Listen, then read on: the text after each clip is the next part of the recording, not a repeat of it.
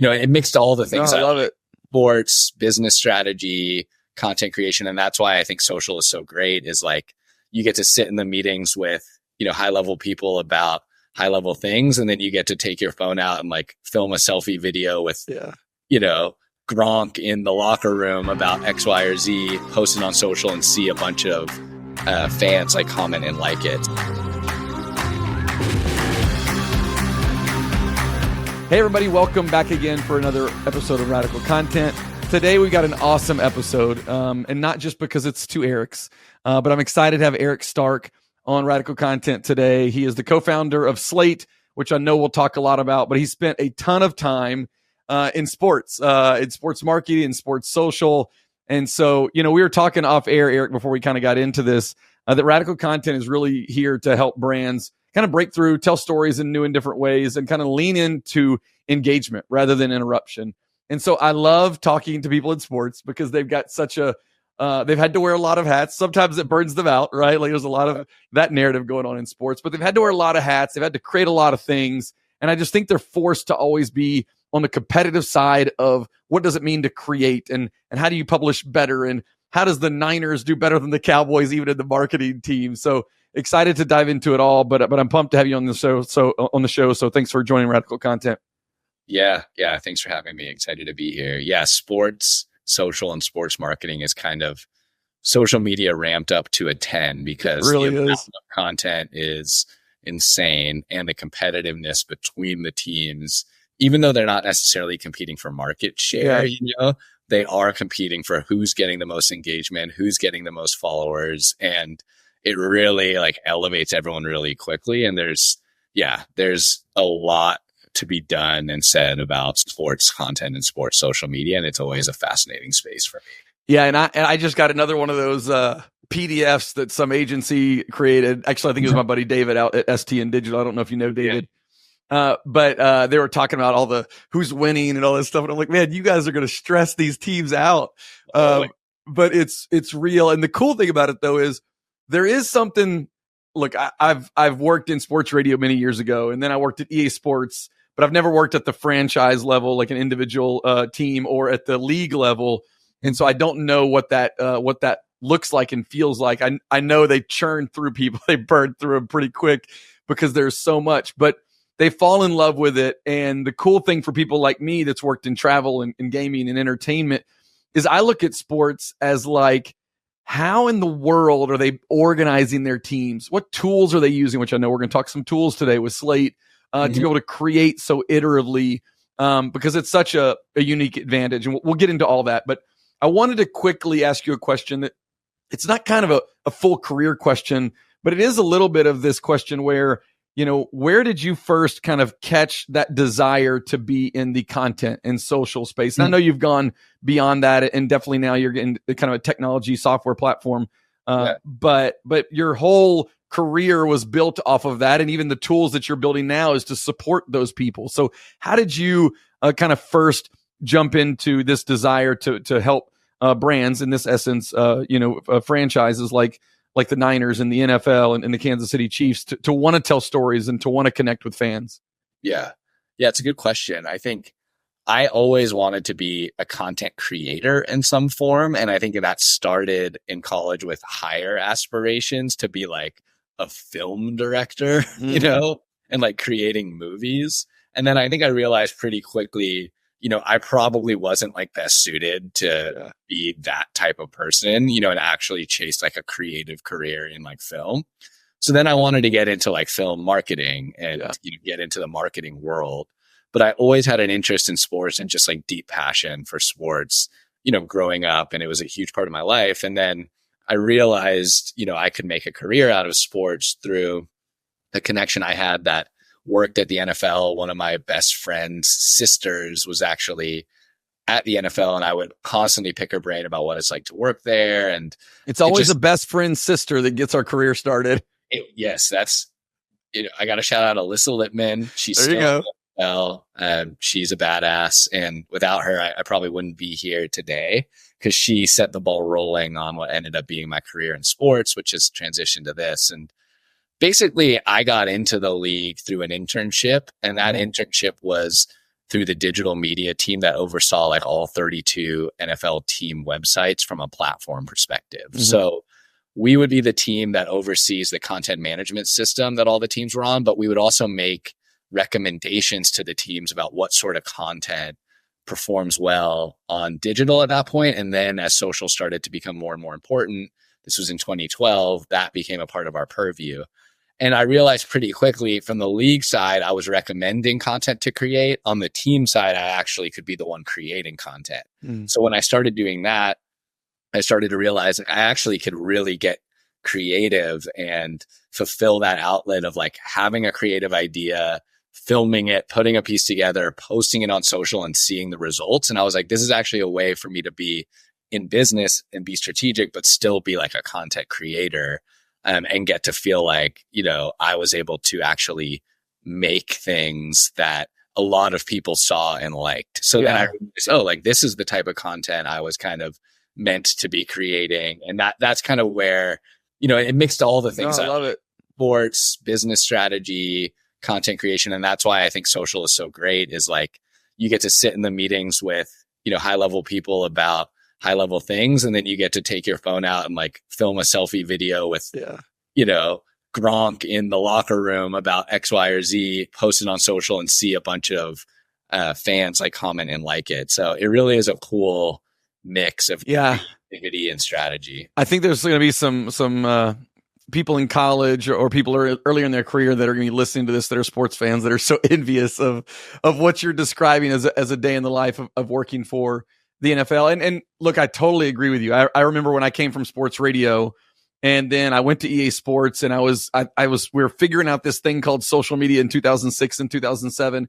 And I kind of had this light bulb moment for me, which was like, man, if brands can be compelling, interesting, and entertaining, they can connect with audiences without advertising, just like we did back in the radio days. And so that was just a kind of a moment for me that I think, similar to you, it combined my interests of sports and media and technology and creativity kind of all in one.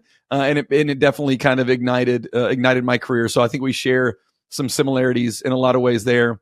You know, as you think about the NFL, and I have some friends that have worked there and have shared some things with me over the years, but how does the NFL or even broadly, I know you work with a lot of other leagues like Major League Baseball and probably a little bit of the NBA and other groups. You know, how do they think about consumer engagement when it comes to building audiences and fans? I've always kind of said that, look, fandom is core to their business model, so they have to. And most brands, fandom is not core to their business model. Fandom is almost like a optional, like, oh, it's nice to have, but it's not the primary. The primary is awareness and conversion. But in sports, fandom and loyalty is core to the business model. So how do you take things from sports and that idea of fan engagement being so important and apply it to brands that, whether they realize it or not, and I think we're seeing it with a lot of B2C brands, a lot of technology brands, the fandom is wildly important. It's just hard to get to. And sports has kind of this head start. So long way of saying, what can you take from these sports franchises where fandom is important and kind of apply that strategy, that philosophy, and that thinking to other brands? Yeah, totally. Yeah, I think, you know, at the NFL, we often talk about like fan development, and that's really what like the marketing function does in a lot of different areas. And I think in sports, the teams and leagues are, there's obviously always like the bottom line, like they're trying to sell merch and tickets, but they're also more comfortable with realizing that, you know, a fan is success as well. And that will convert into other ways, like deeper down the line. Right. Mm-hmm. So they do like fan engagement studies to try to see like what percentage of people in, you know, international countries are NFL fans or claim that they're NFL fans, and try to increase that, you know, and that's different than just saying we're trying to increase, you know, the sales of jerseys in Germany. It's like, we're trying to increase just people that say they're interested in the NFL. Right. And obviously the business model is a little different because that translates to hopefully people watching on TV, which translates to like bigger rights deals. So it all kind of obviously like funnels down to the bottom line.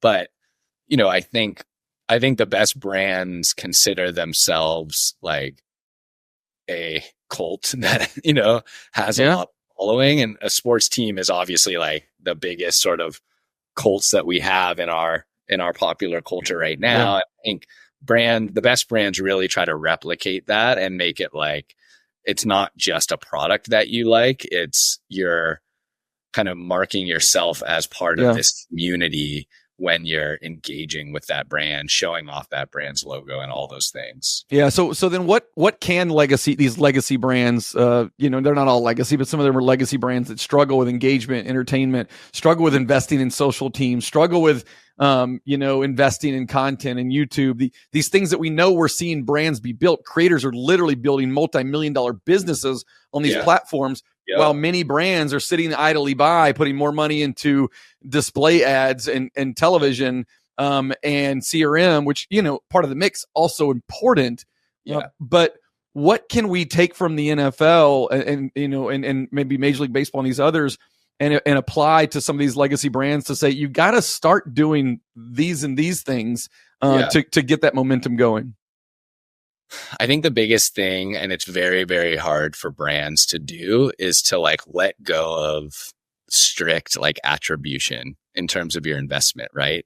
Because if you really invested in building a YouTube presence and building a great social presence and a cult following, it's going to be hard to track one-to-one when those dollars start flowing into the business and where those are coming from and why. But like the best brands who are seeing results from it have like faith that the content is going to result in deeper brand affinity, which is going to result in the bottom line. But it's really hard to track like from point A to point B, right? You could pay a ton of money and launch a Super Bowl commercial and then see the next day like how many sales you're getting.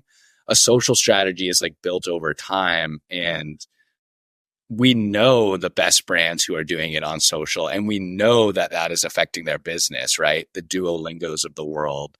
But like, they're not going to have a chart internally that shows like this exact post led to this exact level of business, right? There is a level of just like faith, but also like belief that, building this content will result in like net positive down the line. And the ones who don't invest in it, it's kind of exponentially good for the ones who do and exponentially bad for the ones who we've seen care more about, hey, well, I could, do a display ad and track exactly what that does for me. And it's like, cool, you're seeing the numbers better, but your numbers aren't going to be as big because of that. And it's really hard for like marketers and people, especially not in marketing, to understand that and to be willing to commit to something that is hard to measure. Yeah. I think there's a handful of things I'd point out and I'm in complete mad agreement with you. There's a lot of pressure on marketing teams. Marketing teams can also be considered more of a cost center. There's a lot of questions about the data and is that real? And are those points that you're getting on TV real? Are those PR impressions real?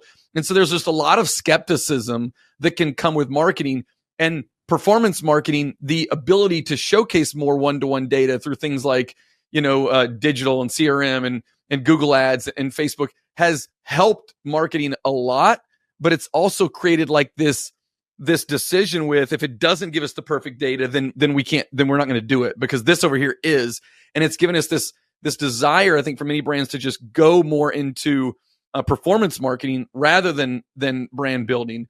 And then the last thing I'd just say that I just kind of add into what you're saying and kind of get your thoughts on is it's a little bit of a bet and a belief, like you said, like we need modern marketers that are connected to social, to YouTube, that aren't saying things like, well, I'll ask my granddaughter what's popular on TikTok, right? Like those are the things that CMOs are having conversations with. Instead, how do we have conversations where CMOs and VPs of marketing are inherently understanding those platforms and the benefit? Because where you see those brands that exist, I had Josh Rangel on, and he was talking about some of his clients, big clients that he's worked with, like McDonald's and Pepsi and things like that. There's a ton of brands that this is at the center of the table for the business. And there's a ton of brands that it's just not, right? And the main difference a lot of times is the awareness and the education of the senior leaders of the importance of some of these tools over time. Do you agree with some of that, or is there something in there you would add to? Yeah. Yeah, totally. No, I think that's right. And I think the thing that like maybe some of those folks don't realize is it's not just like post great content and then see the results down the line. If you actually committed to content and brand as your core strategy, it will uplift everything else that you're doing. So if you want your programmatic ads to perform well or your paid social to perform well, that has to actually be good content, and social is the testing ground. So if you're posting stuff all the time and you're picking your most viral content and saying, okay, this is resonating, how do we now turn this into an ad? And how do we use this in a way that is more like one-to-one? Is this something that actually would be like hilarious on a billboard and get us attention? Should we look at our social data for the last year and make a Super Bowl ad out of this if you're a company with that level of budget? But you know what I'm saying? It's not just, it's where good content is exposed, because you get to post to an audience that it then crowdsources and tells you like, this is good. Obviously, some parts of that are to like live on the social platforms themselves, and that's why it performs well. But, using that content to actually fuel the rest of what you're doing is a really good strategy. Like, I wouldn't run a paid social ad that looks like an ad and then have my organic social content be the stuff that's actually performs well. And but that's what happens a lot, man. You know it. Yeah. And even like in sports, like we see a lot of like your social content is actually your best content in terms of access, and it's funny, it's engaging, real time. But how many times have people said, why can't our ads be as good as our tweets? Or why can't our ads be as good as what we're doing from a real standpoint? And a lot of times they're organizationally separated out too. So it's exactly. And then you go to their websites and their mobile apps, and they are, just posting full press conferences there and old school articles still. And it's like, okay, you could own those audiences too by having your best content in those platforms. Like, again, the social content could do more for you than it's currently doing. If you use it for your shop ads, if you use it for your owned and operated, if you like use it for your email marketing, like find a way to take the content that clearly is your best and translate it to other places. And that could be like the kind of the core of your strategy, instead of like marketing, social, in-game entertainment, all those things like separate and not really working together on the best content. No, and I look, at the end of the day, it's really easy to carve out social, and we talk a lot about social and YouTube, but it's an integrated brand experience is what we're trying to always get at, right? Where, I even as I talk about this in my mind, I can be like, yeah, social should be this, but it really does need to be an integrated experience. But it's this idea of how do we find a way to create content that really resonates, that's actually creative, that connects with an audience that people want to see? How does that become the dominating content across all mix, versus, we do that for fans on social, and then over here on ads we do something else. I think you're right. That's a great way of thinking about how do they connect.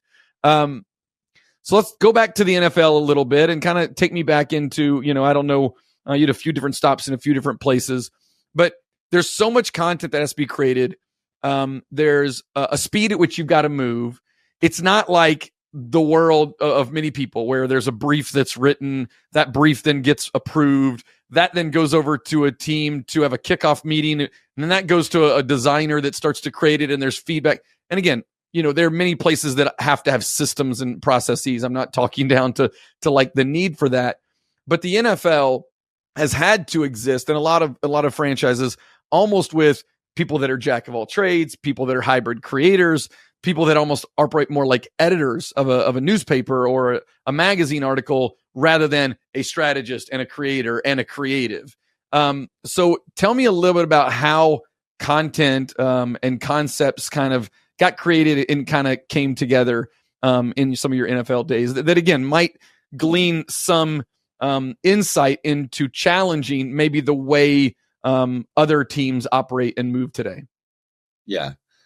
I mean, I was always really lucky. Like when I worked at the 49ers, we had like a really savvy content team that was like always looking to get creative in the different ways we could make a piece of content. And the same team that was like writing content, was on air, was creating social, like we were all doing a little bit of everything in terms of creating, posting, but also running the website and like working across the analytics and marketing. So we would constantly be coming up with ideas, posting them, testing them, and like reassessing like what actually is performing well.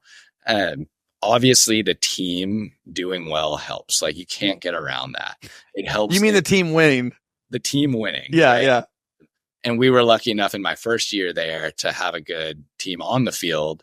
So it all came together in terms of like taking advantage of that. And I think we took the most advantage of that we could possible. But there is like residual benefit to that. And there's also like a huge negative when the team isn't doing well and there's not so much you can do to kind of get around that. But yeah, I think it's really important that like there is a team of diverse content creators within a group who don't think in the same way and see things a little differently from every kind of level of fandom, right? Like there's certain people who are like super fans within, you know, a team like that, and they have a different perspective on the type of content that should be creating. And then there's people who come in as like very casual, and the goal is, especially with social content, is to kind of meet all of those needs. You're not only speaking to your super fans, you're trying to bring more in. So having a diverse team of creators, a big enough team to have multiple ideas, is super important. And I think that's part of why, you know, teams will succeed. What skill sets are you looking for in those groups? Because, you know, you can really, well, it can just be challenging, right? Because, you know, there's creators, there's writers, there's designers, there's producers, there's people who are more like strategists, and you can get hyper specific. But what I hear you describing is almost like people that, what I kind of like to call these T-shaped employees, they are team members. They've got something they're really great at, but they also have broad skill sets across a lot of them. They're a little strategic. They're very creative. They can make some things. They've got kind of an entrepreneurial mindset. But tell me what you are describing when you're kind of talking about those kind of people and the makeup on the team. Yeah. I mean, I think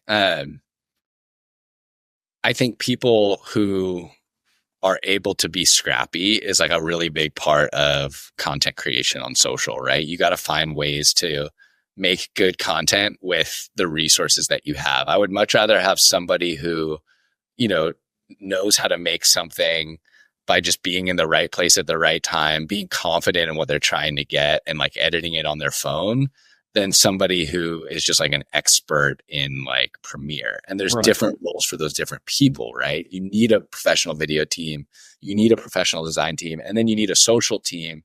But I think, you know, and this is definitely the case in sports and not the case for brands. Every social media person in sports is also a content creator, right? So they need to come up with ideas and execute ideas, but also work with the creative teams on briefs and, you know, notes on things that are above their skill set in terms of video editing and design. And there's those layers, right? Where a lot of times at brands, they're relying on an agency and everything is back and forth, and they're not actually creators themselves, which more and more brands are moving towards. Social is a creative role because social content has a very specific style. And part of that is being a little bit reactive and nimble with your team. Yeah. So having people on the team who know how to create content in those ways, but also know how to work with creatives when needed is like really, really important. And that's like part of where our tool came from, is like, there's a need for Adobe Photoshop and Premiere for those people, but social teams need like their creative tool as well. And that's works with the design team, but also they are autonomous to create a video on their phone when they need to. And everybody kind of understands that, I think, at this point.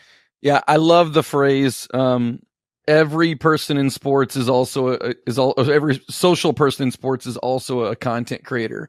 And while I think that, yes, you can apply that to sports, I think even when I was at Universal, it was something I was trying to solve. Yeah. I feel like we leaned at times too much strategy. Yeah. And I was just like, look, we're never going to fulfill the vision of building audiences, engaging fans, if we've got a strategy team, we're writing briefs, we're talking a lot, we're thinking a lot, and then we got to bring in the people that do the making. And I don't think I figured it out perfectly. And I think a lot of directors of social are trying to solve that. And some of them are like, we need strategy, and then we need briefs, and then we need a creative team. And that's cool if it works for you. I probably lean more into the fluidity of a very creative bunch. And so let's talk a little bit about the tool. So give us a little bit of the backstory of you transitioning from being in kind of sports social marketing and seeing an opportunity, seeing a need to be able to create content quickly, iteratively, and just tell us about Slate. Yeah. I mean, I think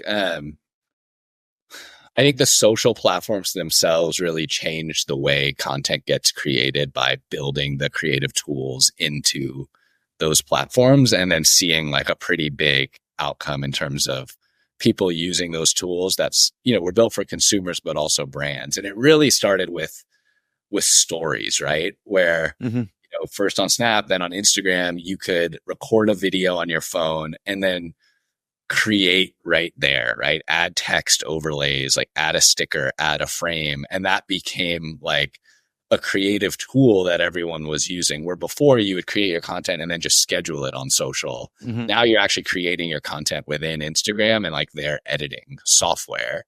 And part of that is like, it's really easy to do on a phone. The other part is like, it outputs a certain style that fits for social media, right? So being in the content creation space, I went from the 49ers to go back to the NFL. I was on the international team with a heavy focus on social. I often found myself being autonomous and creating content in these platforms and thinking, man, it would really make sense if I had the editing capabilities of these native platforms, but the brand control of what I get when I actually put in a request of like the design team and the video editing team. It's easy enough to like type in a font over a video on, a platform like Instagram. Like, why can't that be our own fonts? And I actually was partly inspired in that from my co-founder, Michael, who was a video editor at the 49ers with me.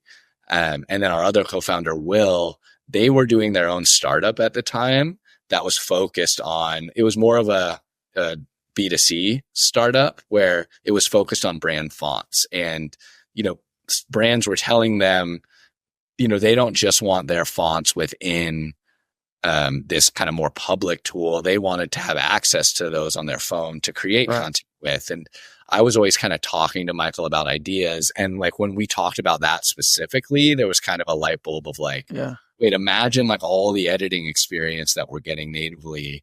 Can we build a tool that is a social first editor that is as easy as a consumer tool, but as like powerful as any enterprise brand? And our experience told us like, basically we would love to have that tool. And as soon as we talked about that, we're like, wow, we wish we had that when we were doing that job. So let's go build it.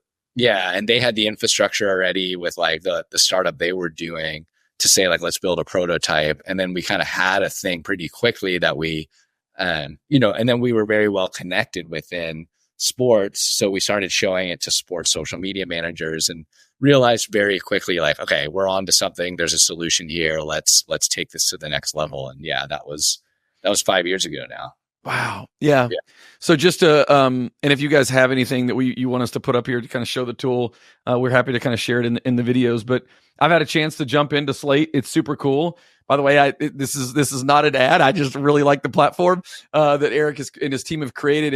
And yeah, it's, imagine a tool that you can go in and almost treat like Instagram stories, but you've got dozens or hundreds of overlays that have been designed by professional designers, but you can go out and use them in the field while you're covering. So really great for kind of live events, definitely great for sports. But I know you guys are adding tons of features as you go. I've seen some of the GIFs, some of the stuff that you can create original. You can add text kind of right there. Some of them editable, some of them not.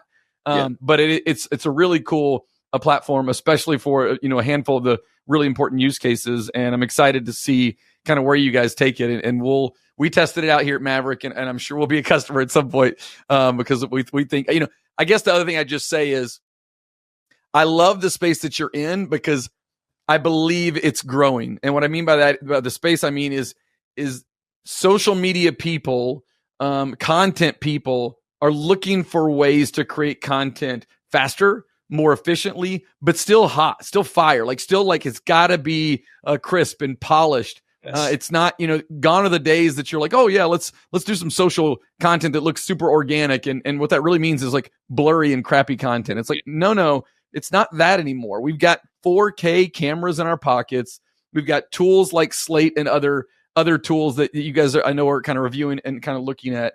And I've just really enjoyed to see that kind of thing open up. And I think we're going to continue to see it with things like AI and technology that can start to even make us be more efficient with output and batching content and turning one piece of content into 20 pieces of content. Is that something that you're hearing a lot of from your partners in sports that you're needing kind of to help solve? Is it's not just the turnkey in the moment to tell a story from a live standpoint, but it's also the how are we creating lots of content and batching content to keep up with the speed of what fans need and these platforms need? Yeah, that's exactly right, and that is what we're hearing and what we're building currently. We are a great tool currently for live events. What we will be very soon is a tool for inputting a bunch of different raw content and outputting a bunch of social first content based on your rules and requirements, right? Mm-hmm. So it's the idea that there's never enough to feed the beast, and it's just a matter of how quickly, how much more efficiently can we create really engaging content. And that's kind of our goal, is to make it easier and easier for every piece of content you see on social to be generated. Yeah. Because these teams aren't getting staffed up, they're just not, even though the demand produce more faster with less people. Exactly. That's exactly right. But also make it awesome. Totally. And yeah, it's native one day and then it needs to be branded the next, and the algorithm favors this and now it favors that. It's a lot to manage, and there's always more needed. And the content is only getting more and more complex. It was easier to create one story tile at a time, right? Harder to edit together an engaging reel that now includes audio and stuff popping in and out and transitions and from full screen to split screen and all the things that, it's not like it's getting, the content isn't getting more simple. And it's not like the old platforms are dying, right? These teams still have to post to Facebook as well and keep that audience engaged. So the demands keep piling up, and that's what we're solving. I love that. So let me take one step back. And by the way, go to, whatever is it, slate.com? Slate Teams. There you go. SlateTeams.com. Check it out. And hit up Eric. He's kind of active on all the places, but I did want to go back to one quick question, because I always like to ask this, and you could totally shout out people that are using your tool in sports franchises out there, or you can go back to your days, kind of what you did when you were back in the NFL. But where did you look for inspiration, and what if the brands maybe, and what are they doing today that you feel like that people have to kind of have on kind of their front? Yeah. I mean, being in sports, we obviously would always look around, right? Look around to other teams, look around to what the league is doing. I think the league level for teams is always some a group you look up to, because they're, frankly, they're more staffed than the teams are and have a lot more resource, and then are creating similar themes of content. So working for an NFL team, we would always look to the league social accounts, and what they're doing. And I've always thought the beauty space does a really good job in terms of creating content that is organic to social, but also reinforcing a brand image. Is there a brand specifically that you'd point people towards? I mean, it's kind of the most trendy ones, the Fenties of the world that are pushing the envelope in terms of how to work with influencers and how to get their brand across, right? Yeah. Kylie Cosmetics, these ones that are, you wouldn't think that I would necessarily follow. I'm not their demographic. They're showing up in your feed is what you're saying? Yes. And as a social media creator, I think you need to have a feed or a burner feed that isn't about your that's good interests. It's about your interests in content. And I think, those brands can learn a lot from what sports teams are doing and vice versa, even though there's different demographics. And I think that there's a lot there, and I think, sometimes I hear from brands like, oh, well, sports has so much content, like we don't really compare to them. Mm-hmm. That doesn't mean there's not a lot you can learn of like how to be a little bit more like a sports team on social, knowing that when you look at all industries, they like outperform every industry. And part of that is like they have amazing highlights and it's the product is very visual, but there's more going on than just that. And you could see it in when you follow those feeds, like it is these teams are like next level in terms of their ability to create good social content. And it wasn't always that way. It used to be like a pretty big delta between like the worst team on digital and social and the best team. And in the last 5 years, definitely, over the last 10 years, that has become a lot closer. Like every team is doing it well, and they're doing it with very small staffs, which is what's really impressive. Yeah. Dude, so good. So many nuggets in there, that I wanted to kind of agree on. I'm sure we're going to use a tool that does AI to chop this up into a bunch of really cool clips that we could use on social, which kind of goes with a little bit of the theme, of what we're talking about and what you guys are doing. So Eric, thanks for the time today. Super appreciate it. Go check out, slateteams.com. They're doing some really cool stuff. I'm excited to see what you kind of teased out today and kind of when that comes to fruition. But I really appreciate the time today. Thanks, Eric. Yeah, I really appreciate having me on, and let's definitely stay in touch as we move forward. Yeah, for sure.